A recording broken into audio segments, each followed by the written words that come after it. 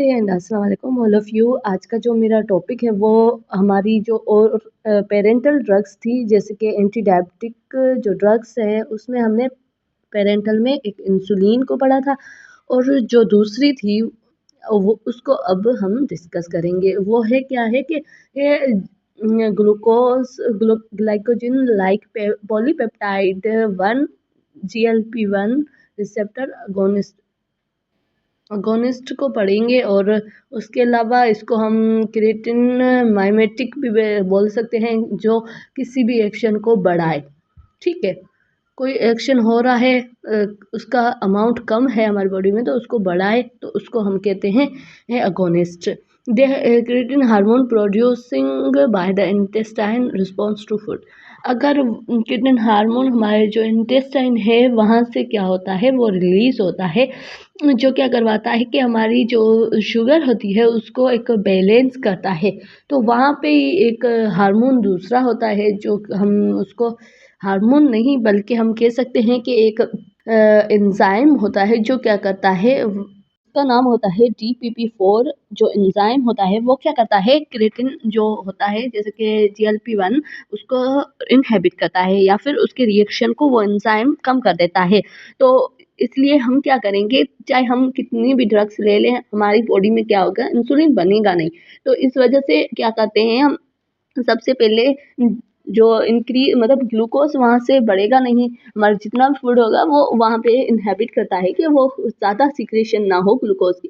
अगर वो ना होगा तो फिर हम क्या करेंगे कि अगर हमारी बॉडी में ग्लूकोज है, उस एंजाइम की वजह से वो ग्लूकोज अपना काम नहीं करवा रहा है, तो हम क्या करेंगे, इनहेबिटर देंगे, D D D P P ये इनहेबिट फॉर DPP4 इनहेबिटर देंगे, ताकि वो क्या करे, वो उसके रिएक्शन को इनहेबिट करे ड्रग्स, और जो इंसुलिन जैसे कि GLP-1 वो अपना काम अच्छे से कर पाए।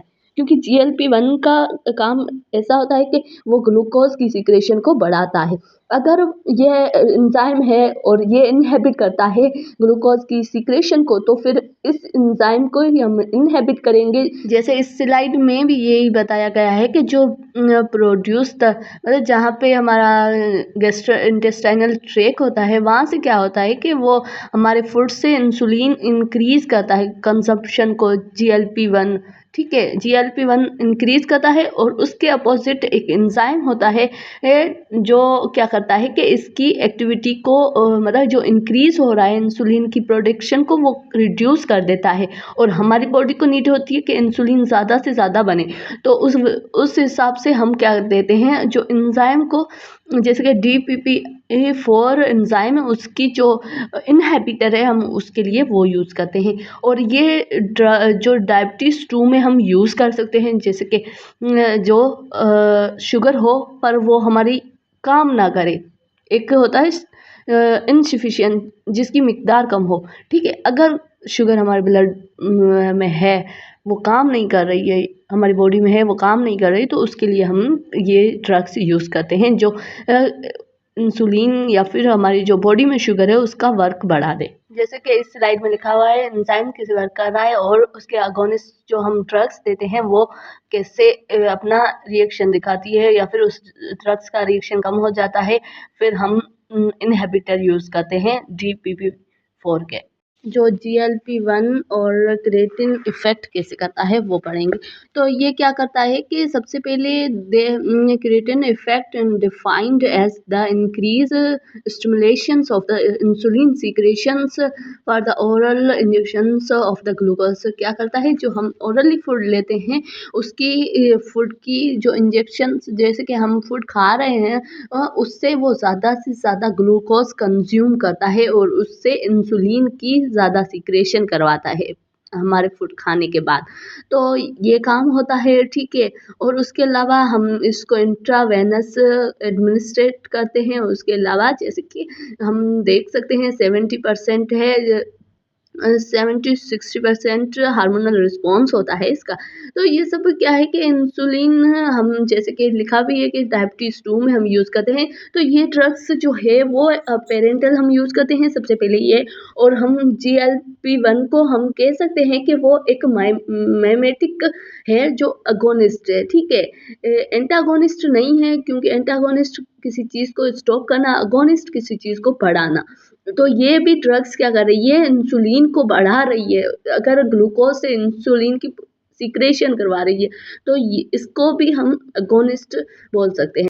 जैसे कि GLP-1 जो ड्रग्स है वो इसको मतलब जो क्रिएटिन या फिर माइमेटिक मीन्स के किसी रिएक्शन को बढ़ाना। क्रिएटिन मीन्स एक हार्मोन है, उसके रिएक्शन को बढ़ाना, या फिर हम उसको तो फिर ये क्या करता है, इंक्रीज करवाता है क्रिएटिन हार्मोन्स को। और उस ड्रग्स और उसमें जैसे कि हमने GLP-1 पढ़ दिया है, पॉलीपेप्टाइड्स जैसे glucagon like polypeptide GLP-1 receptor agonist, उसमें जो ये ड्रग्स आती है ये दोनों मेंशन की गई है, जो हमने कल क्लास में पढ़ा था। एक लाइराग्लुटेड एंड एक्सटेंटाइड, ठीक है, ये दोनों ड्रग्स है। इसकी जो ड्रग्स थी वो पढ़ ली, मतलब कि हमने इसकी क्लासेस पढ़ ली कि कौन सी है GLP-1 में क्लासेस, जो 2 ही ड्रग्स है।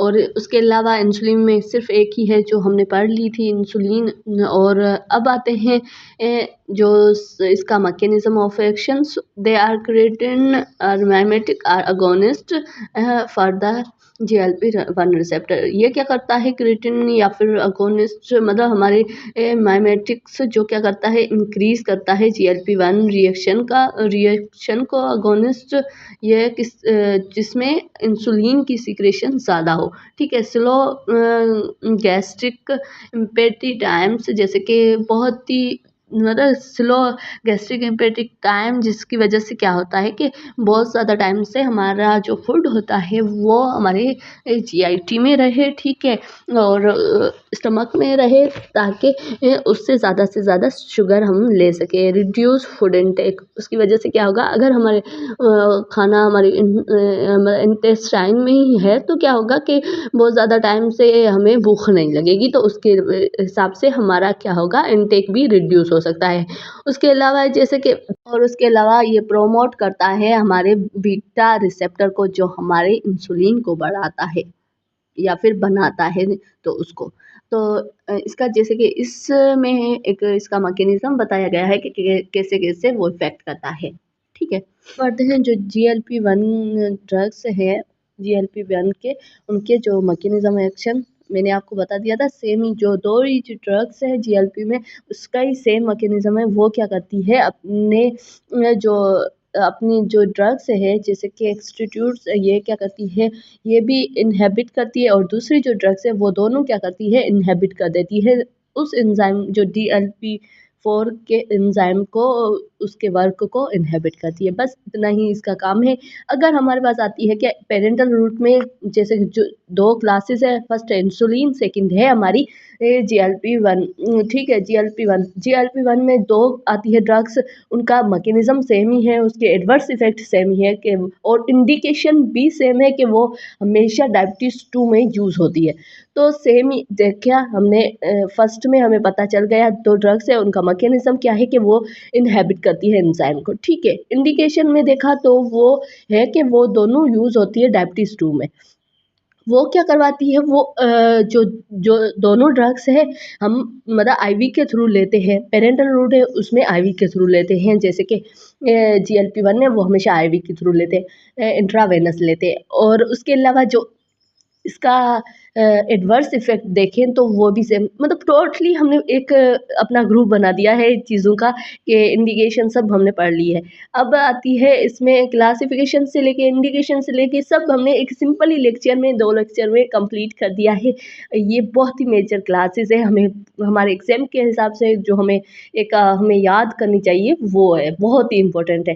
तो सबसे पहले हम देख लेते हैं, तो इसमें आता है कि नोज़िया, वोमिटिंग, कॉन्स्टिपेशंस, ये सब इसकी साइड इफ़ेक्ट है, क्योंकि वो क्या करता है इम्पेटी टाइम को बढ़ा देता है ना, तो उसकी वजह से हमारा फूड हमारे जीआईटी सिस्टम में रहता है, तो वो क्या करता है ज़्यादा देर तक है हम फूड हमारी जीआई में, तो वो क्या है कॉन्स्टिपेशन काज़ करवाता है। उसके अलावा नोज़िया वोमिटिंग उसकी वजह से हो सकता है, क्योंकि और पेनक्रियाटाइटिस जैसे कि इन्फ्लामेशन हो जाती है पेनक्रियास की, और डिक्रीज़ होती है गैस्ट्रिक मोटिलिटी डिक्रीज़ कर देता है, क्योंकि फूड वो ज़्यादा देर तक हो वहाँ पे ज़्यादा देर तक होता है। उसके अलावा वेट लॉस भी हो सकता है, क्योंकि ज़्यादा से ज़्यादा इंसुलिन बढ़ रहा है, ठीक है, उसकी सीक्रेशन हो रही है, तो क्या होगा वेट लॉस हो सकता है इस ड्रग्स में। उस ड्रग्स में वेट गेन होता है, उसका एडवर्स इफ़ेक्ट है hypoglycaemia and weight gain. Overall आज हमने क्या किया है कि हमने जो पेरेंटल ड्रग्स है, जो एंटी डायबिटिक जो पेरेंटल ड्रग्स है उनको कंप्लीट किया है। नेक्स्ट लेक्चर में हम ओरल जो ड्रग्स है उनको कंप्लीट करेंगे। So thank you so much for watching and like subscribe and comment and please note down my mistakes because I am also a student.